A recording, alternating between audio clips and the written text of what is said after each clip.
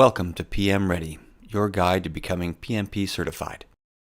This lesson is part 2 of PMP exam strategies. In part 1, we covered the need to answer questions using PMI vocabulary and from the PMI perspective. We also covered several specific types of questions, including the most precise answer, missing best answer, multiple right answers, too much information, negative questions, absolutes, and complex calculations. In this lesson, we'll cover specific strategies for answering questions of the following types: math, next step, one word, made-up terms, easily confused terms, and ethics. Number 10, math questions. Don't let the math intimidate you. Here are some strategies to help you avoid making mistakes and errors on the exam. First, before you calculate the answer, estimate the range of the correct answer. Take a look at the question and ask yourself, is this a question in which the answer should be positive or negative, greater than 1 or less than 1? Is it over or under budget, behind or ahead of schedule? Is it more or less than a certain amount? See if you can figure out what the range is, and then take a look at the answers that are provided and see if you can eliminate some that are obviously out of the range of possibilities. Another strategy is to draw a picture. It can be very helpful to visualize the question and the different pieces of information that you've been provided in text. Then go ahead and calculate the answer and check it with your calculator to make sure you don't make any minor arithmetic mistakes.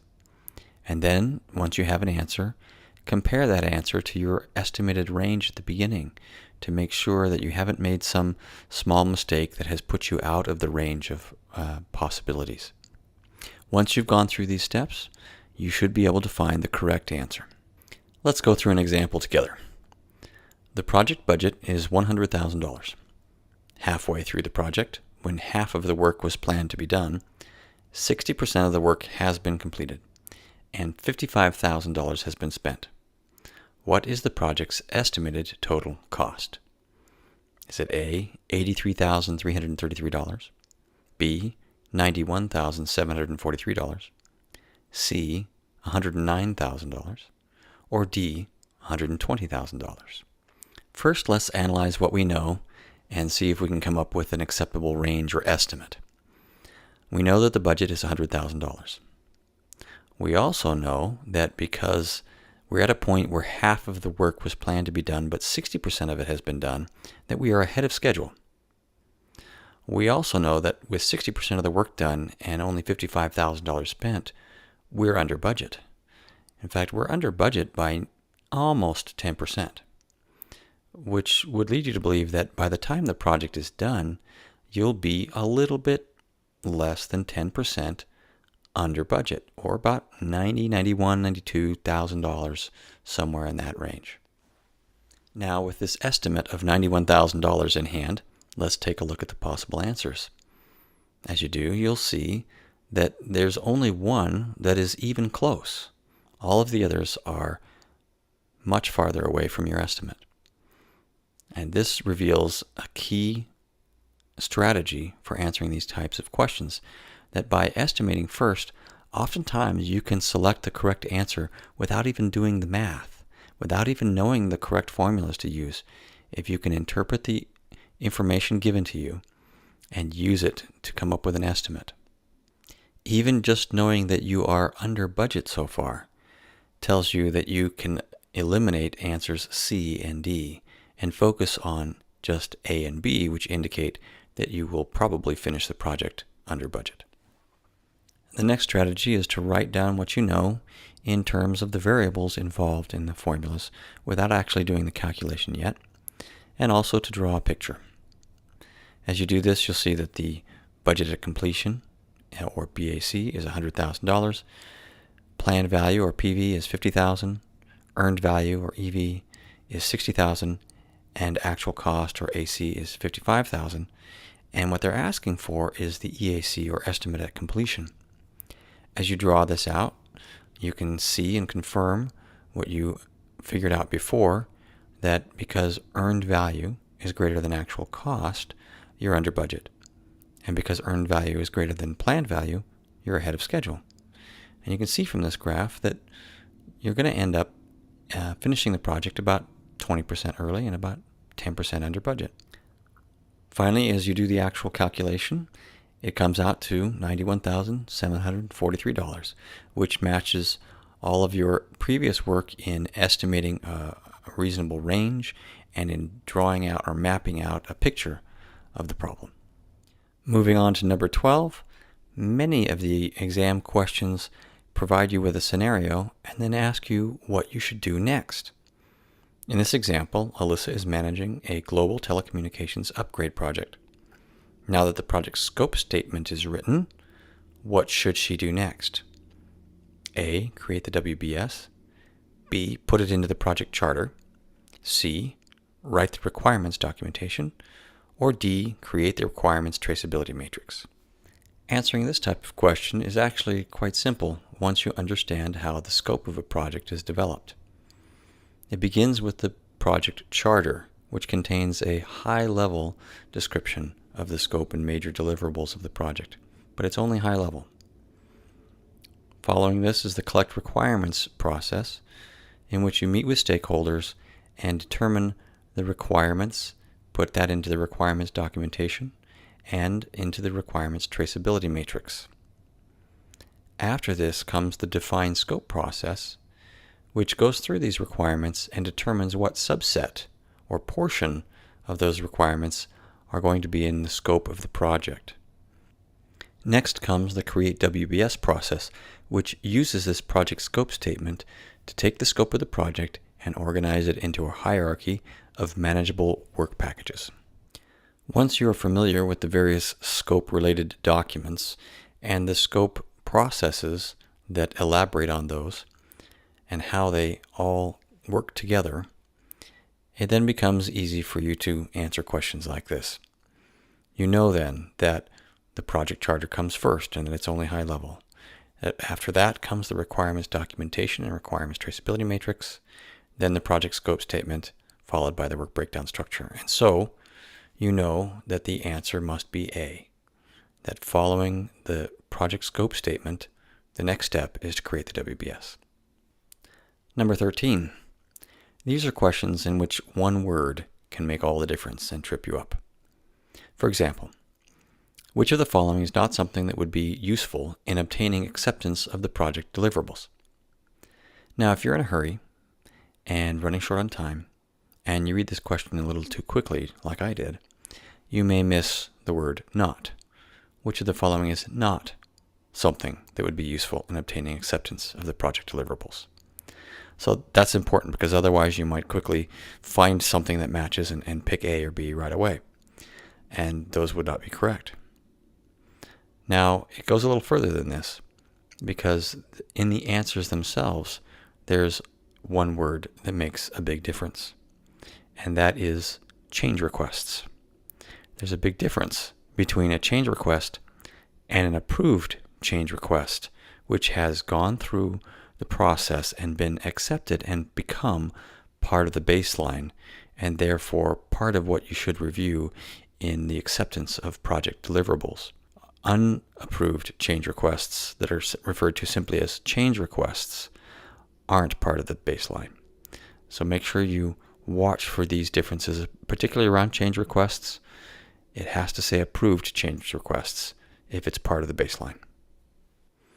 Number 14 is made up terms. Here's an example. Adding more resources to shorten the project schedule is known as A, crashing, B, trimming, C, piling, or D, burning. Now, of all of these possible answers, only one of them is correct, and that's crashing. And that's because all of the other three are completely made up terms. Number 15. Watch out for questions that have easily confused terms in them. For example, customer acceptance of deliverables is the focus of which process? Control scope, verify scope, validate scope, or manage scope? Now, to answer this one, you can begin a process of elimination. First of all, D, manage scope. There is no such process, so you can eliminate that one.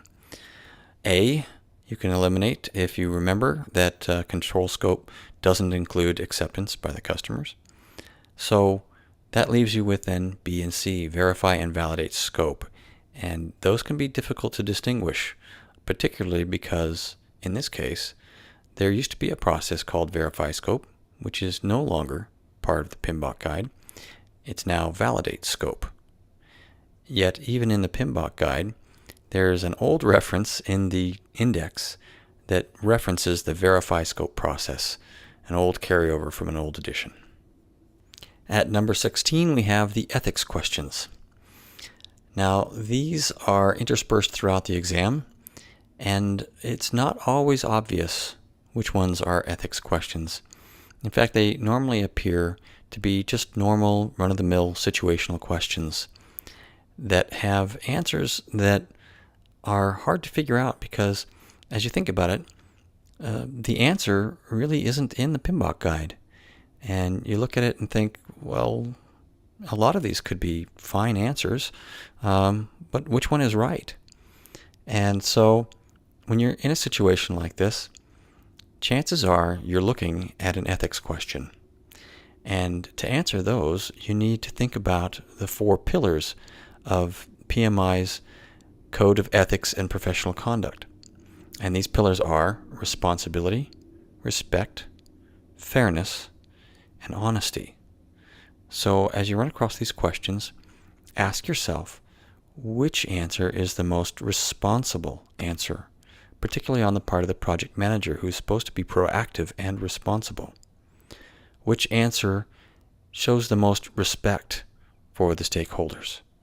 Which is the answer that is the most fair? Which is the one that is most honest and transparent?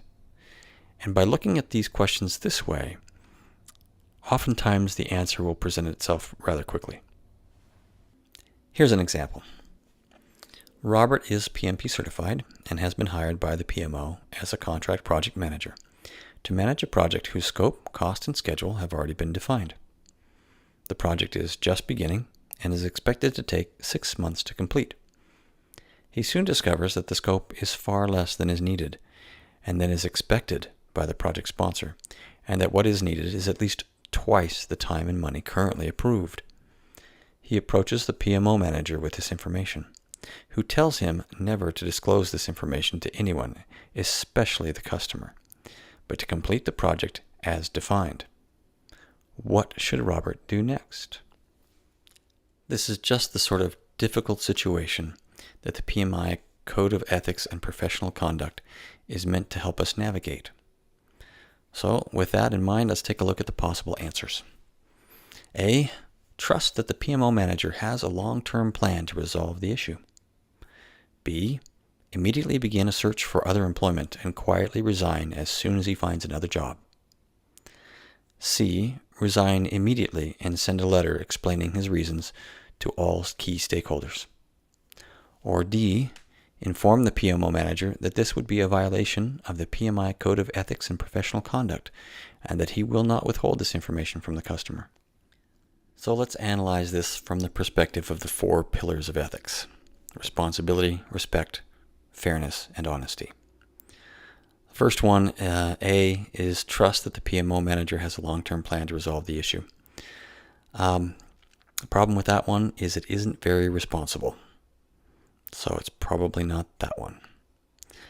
B, immediately begin a search for other employment and quietly resign as soon as he finds another job. Again, not very responsible. It's just leaving the problem for someone else rather than dealing with it. It isn't really showing very much respect for the stakeholders involved, and it isn't fair to them, and there isn't really any transparency in that decision. So it's probably not B. Let's take a look at C. Resign immediately and send a letter explaining his reasons to all key stakeholders. Well, this has a couple of problems. One is, again, it isn't very responsible to walk away and leave the problem for someone else without having been responsible and tried to resolve the situation first. So also sending a letter to all of the key stakeholders isn't very responsible. It's much better to meet with a few key people in private to see if this can be resolved. So C is probably not the right answer either. Let's take a look at D. Inform the PMO manager this would be a violation of the PMI Code of Ethics and Professional Conduct, and that he will not withhold this information from the customer. This one shows responsibility in taking charge of the situation and trying to find a resolution. It shows respect for the people involved in that he's going to approach the PMO manager first and see if this can be worked out. It's the answer that is striving for fairness for all parties considered and striving for honesty and transparency once this is resolved. So with all of that in mind, it becomes pretty apparent that D is the best answer. If you want to know for sure when you're ready to take the PMP exam and to have a guarantee to back it up, try the PM Ready Exam Simulator with lifetime access that never expires. Click on the link below for more information as well as a free sample. PM Ready is a publication of PM Guaranteed and is based on the Project Management Institute's PMBOK guide.